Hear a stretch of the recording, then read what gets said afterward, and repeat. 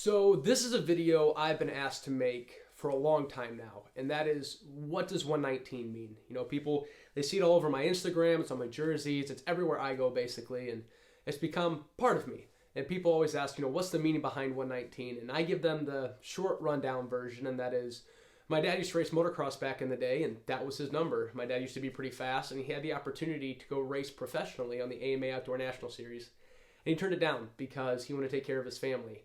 So I wear the number in honor of my mom and my dad and all the sacrifices they made for my sister and myself to pursue our dreams. That's the short version. There is a much deeper, meaningful story behind 119, and I'd like to share that with you guys today.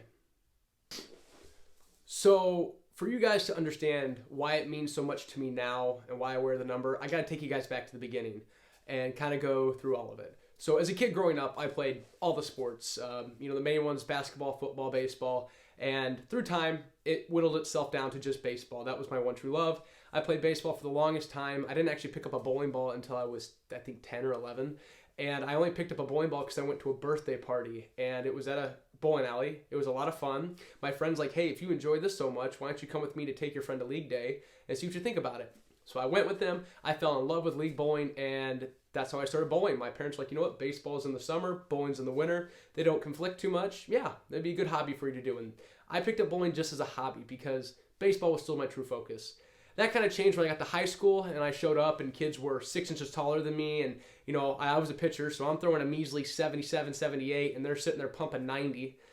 And so I kind of saw the writing on the wall, and after my freshman year of baseball, I realized that I should just focus on bowling. At the time, my passion for it really started to grow, and my desire to become a professional bowler really started to spark. So after my freshman year, I quit baseball. I still played for some travel teams pitching, but that was it. I knew my baseball career was done, and I just focused solely on bowling. And for my high school bowling career, it wasn't anything spectacular. It was mediocre. Well, maybe good mediocre. I made it to state 3 years in a row, but I never won anything. I never won our sectionals, never won our regionals, I never won our semi-state, and I never won state. I did, however, finish 3rd, 5th, and 6th the 3 years I went to state, so you could say I put up a couple good showings. I made junior gold a couple times, and I made the Indiana-Kentucky All-Star team a couple times, but I never really did anything drastic. For me, I was just a good high school bowler. I didn't go to college because, school wasn't really my thing. I didn't really know what I wanted to go for, and I didn't want to spend the money figuring out. So I decided after high school, I'm going to get a job, I'm going to go out and start pursuing the regional tour, and I'm going to go win titles. That was my mindset. And when I graduated high school and I set out in the world, that right there is where the journey truly began of 119. And it all started from one comment my father made. And his comment changed my life forever. So in most transformation stories or stories where people make big changes, there's usually a specific moment you can go back to in time and you can say, that's where it started. And I had that moment. And it was a comment my father said to me shortly after I graduated high school. It was actually just over 2 weeks after I graduated high school. And at the time, I was kind of on cloud nine. I just graduated high school. I had a job that paid me way too much. I now all of a sudden had money and the time to go out and bowl all the events I wanted to go bowl. And I was way up in the clouds. I was as high as you could be. Well, my dad grounded me pretty quickly. And it was a Sunday afternoon. We just got home from church. We were sitting down watching the Badger Championship on TV while my mom was cooking lunch. And at the time, Jake Peters was still bowling for Motive Bowling. And I was a huge Motive fanboy. That's all I ever threw through high school. I didn't throw anything else. And I had huge aspirations someday of bowling for Motive. And I'm sitting there geeked out of my mind. And I turn and look at my dad. I said, Dad, someday I'm going to be on TV and I'm going to win a championship for Motive Bowling. My dad turned and looked at me, and I'll never forget this to the day I die. He looked me square in the face and he said, Son, I don't think Motive's going to want fat people to represent them on TV. Now, I know some people are saying, that was a comment, really? And other people are like, well, that was really rude. To understand why that comment hurt so bad and why it hit me so hard, I kind of have to tell you where I was at that point in time with myself. I struggled with my weight quite a bit through my teenage years. Not that I had a condition or anything like that was hindering me from losing weight. I just had a huge problem of eating everything and anything you put on my plate. I had no self-control when it came to eating food. And I had no discipline to go work out. I was very lazy. I was 5'10" at 245 pounds. I couldn't do 10 push-ups if my life depended on it. I couldn't walk, let alone run a mile. I was very lazy, and I was pampered in a sense. My dad always pushed me in everything I did, and I always fought back at it, but he never really crossed the line because he'd always push me as far as I wanted to go. And whenever I said, okay, that's it, I'm done, he'd be like, okay, we're done. And he would never cross the line. But for me, with the comment he made there, it felt like he crossed the line because he knew I struggled with that, and I had huge insecurities about my weight. I actually had friends that would introduce me as their fat friend Mikey. I was always the bigger kid in the group. And so for me, that really hurt. I actually laid in bed that night and I cried for a couple hours. I'm not ashamed to admit it. I was down in the dumps really bad. And it was the next morning on my drive into work where I decided to change everything. So the next morning when I woke up to go into work, I was still down in the dumps pretty bad. I couldn't believe Dad would actually say that. And I wouldn't say depressed. I never really get depressed, but I was really upset. And then that 22-minute drive from home to work the next day, that down in the dumps feeling turned into this fiery rage of anger. Because I was like, all right, old man, you think you're so cool with all you did with your racing? Well, watch this. Because growing up, I heard nothing but stories of how hard my dad worked at his racing. He would get off of work, he'd run 5 miles every day. He'd get up at 4 a.m. and go lift in the gym 3 days a week. And he would be on his bike practicing for hours every single night after he got home. And I was just like, okay, you think you're so cool with your racing? Well, watch this. You ran 5 miles a day. I'm going to run 5.5 miles a day. You worked out 3 days a week. Well, I'm going to work out 5 days a week. And you practice 5 days a week on your bike. Well, guess what? I'm going to practice 7 days a week. Watch this, old man. And I was fired up, and I was really angry at my dad. And that morning I went in, I stepped on the scales. I was 245 pounds. And I decided at that moment I was going to change everything.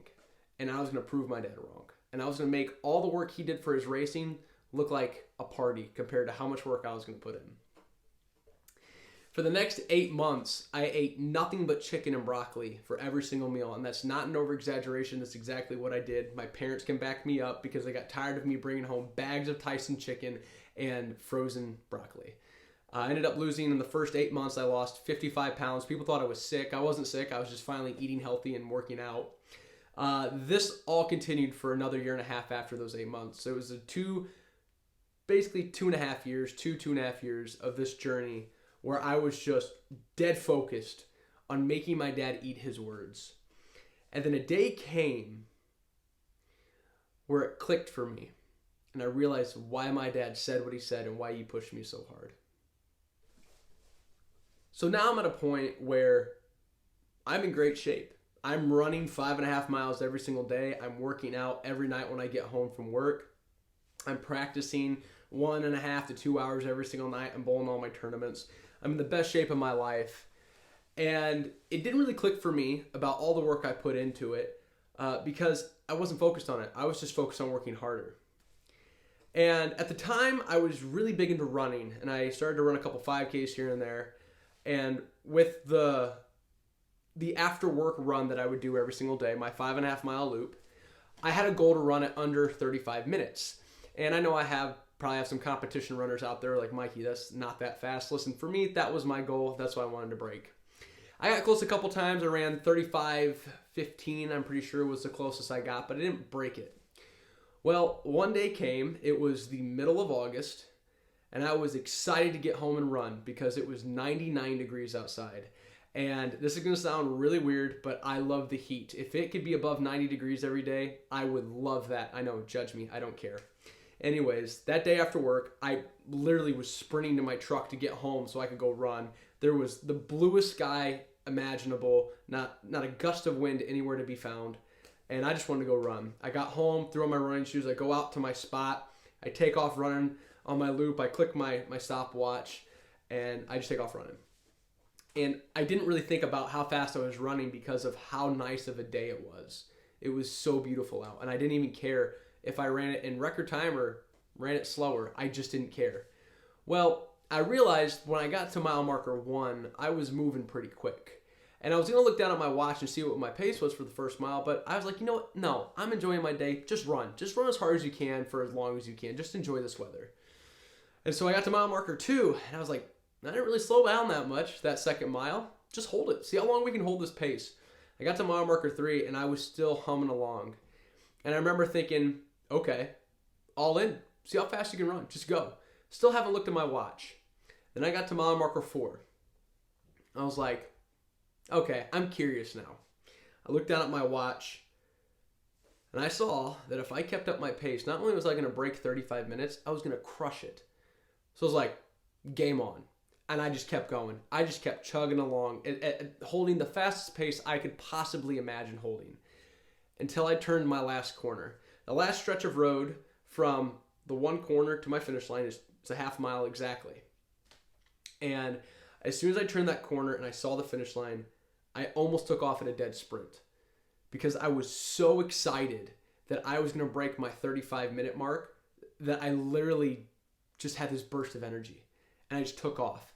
I couldn't breathe. My lungs felt like they were going to explode. I didn't care. I was breaking 35 minutes. And I finished. I got to the finish line. I hit my stopwatch. And I was catching my breath. I didn't look at my watch just yet because I was trying not to die. And I looked down. And I ran my 5.5 miles in 33 minutes and 52 seconds. Not only did I run my loop in under 35 minutes, but I ran it in sub 34. And when I was sitting there looking at my watch, it just dawned on me. I've been selling myself short this entire time. I'm capable of way more than what I let myself believe. And as I'm sitting there thinking about what I just did, because I wanted to celebrate, but at the same time too, I was kind of disappointed. Because if I just get out of my own way and quit thinking and just do, I'm capable of a lot more than what I would ever imagine. And the reason I was sitting there thinking about it is because I realized at that moment, that's what my dad realized. And that's what my dad saw. All the times we would get into it about sports and about bowling, about lifting and running, he wasn't getting on me because he wanted to be mean. He was getting on me because he knew I was selling myself short. And that was capable of way more than what I was letting myself believe. And that comment he made, although for me at the time, it seemed like it was really cruel, he was trying to say it to get me to wake up. And that's exactly what he told me. Because after I got done with my run, I realized what happened, and I started to reminisce about all the things that we went through.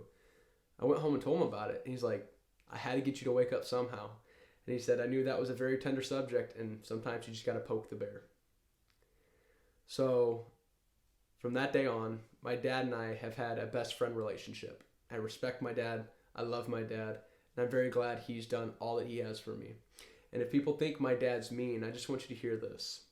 My dad would drive me to tournaments on weeknights 2 hours north. They're just sweepers. But he would drive me so I could bowl, and then that way I could sleep on the way home because he knew I had to get up at 4 a.m. for work the next day. So in order for me to bowl, he would drive me up to these tournaments so that way I could sleep on the way home.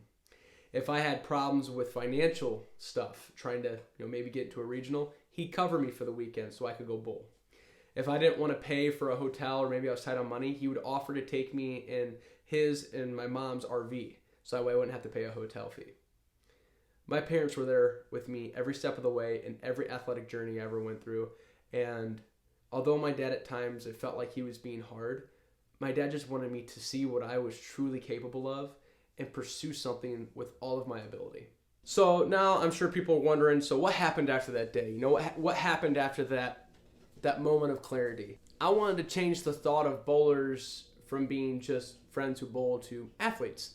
And so the next couple years, I set out to turn myself into an athlete.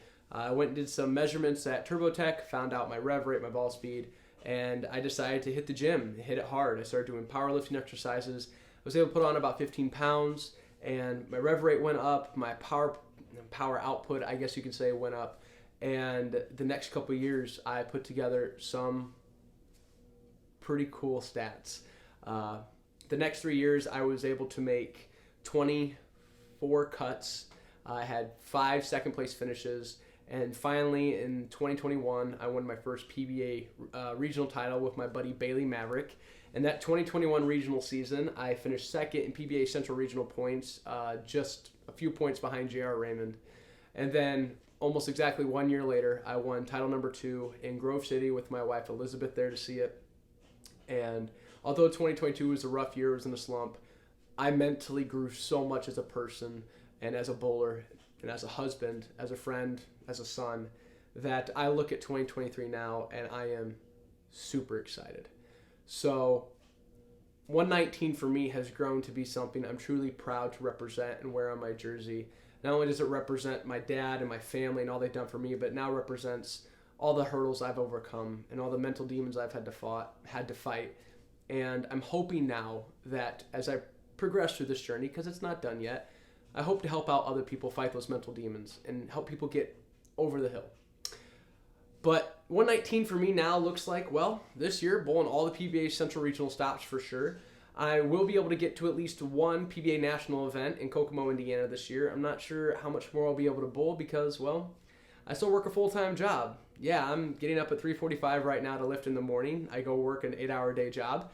I then go straight to the bowling alley for an hour and a half after work, practice, come home, lift again, and then I cook dinner with my wife, Elizabeth, and we settle down and have our nights together. So I'm still on that full grind. And when it comes to bowling these bigger events, it's hard with my schedule to go out and bowl those events, and it's expensive.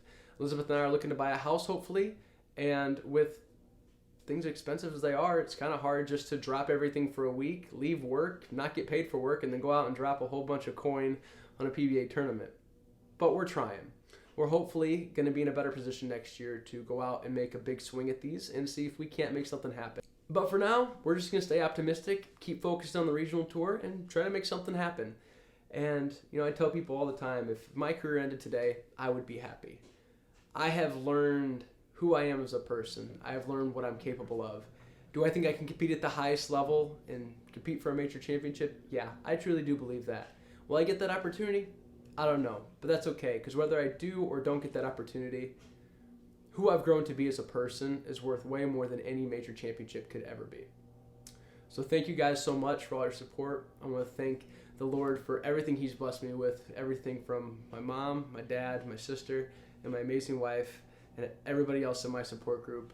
I am truly, honestly blessed. So thank you guys. Let's keep growing 119. Let's see where we get to. Let's enjoy the ride.